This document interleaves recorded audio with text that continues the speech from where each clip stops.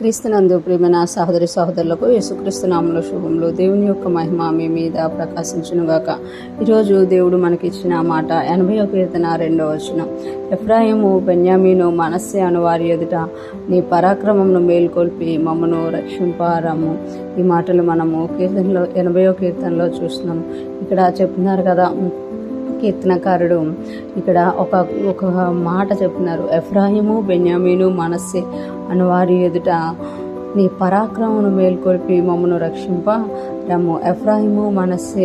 ఎఫ్రాయిము బెన్యామీను మనస్సే అని వారు రాహేలు సంతతిగా మనం చూడగలం అన్నమాట. యాకోబు రాహేలు కన్నా యోసేపు మరియు యాకోబు రాహేలు కన్నా యోసేపు బెన్యామీను సంతతిని బట్టి వీళ్ళు ఎఫ్రాయిము మనస్సే కూడా యోసేపు సంతతిగా మనం చూడగలం. ఇక్కడ అంటున్నారు కదా, ఎఫ్రాయిము బెన్యామీను మనస్సే అని వారి ఎదుట, అంటే యోసేపు బెన్యామీను ఎదుట, యోసేపు కుమారులైన ఎఫ్రాయిము మనస్సే బెన్యామీను ఎదుట, అంటే ఈ యొక్క రాహేలు పిల్లల ఎదుట నీ పరాక్రమమును మేల్కొల్పి మమ్మను రక్షింపరము. అంటే ఎప్పుడైతే యోసేపు ఒక్కడే రాహేలు పిల్లలు ఆశీర్వదింపన్నట్టు చూడగలం, బెన్యామీను కూడా ఆశీర్వదింపన్నట్లు చూడగలం, కానీ ఆత్మలో స్థిరత్వం అనేది మాత్రం యూదాలోనే మనము చూడగలమట. యూదా గోత్రంలో ఉన్నవారే ఎక్కువగా ఆత్మలో స్థిరపరచబడినట్లుగా మనం చూడగలం. యేసయ్య కూడా యూదా గోత్రంలో వచ్చినట్టు మనం చూడగలమట. ఇక్కడ చూస్తే ఎఫ్రాయిము బెన్యామీను మనస్సే అని వారు ఏమైపోయారంటే చెరలోనికి వెళ్ళిపోయారు.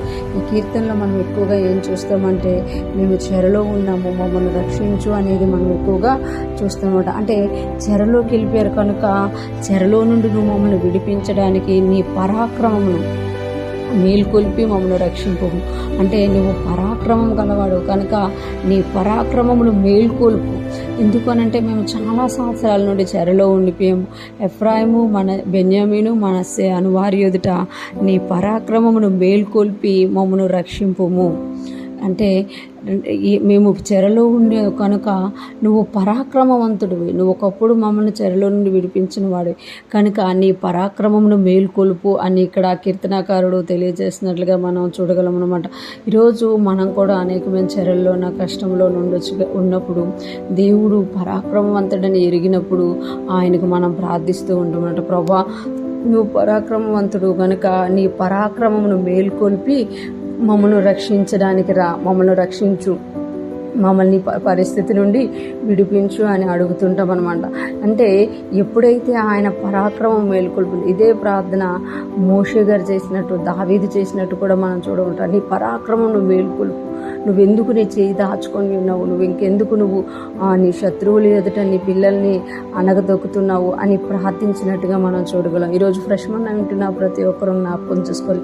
మనము ఎప్పుడైతే దేవుని యొక్క పరాక్రమం ఎరుగుతున్నామో, మనము చెరలో ఉన్నప్పుడు కానీ కష్టంలో ఉన్నప్పుడు కానీ ఆయన పరాక్రమం ఆయనకు జ్ఞాపకం చేసి నువ్వు మేల్కొల్పుకొని రా, మా యొద్దకు రా అని అడిగినప్పుడు దేవుడు వచ్చినట్టుగా మనం చూడగలం. కీర్తన చివరిలో చూస్తే దేవుడు వారిని విడిపించినట్టుగా చూస్తామన్నమాట. ఈరోజు ఫ్రెష్ మన్నా వింటున్న ప్రతి ఒక్కరూ జ్ఞాపకం చేసుకోవాలి.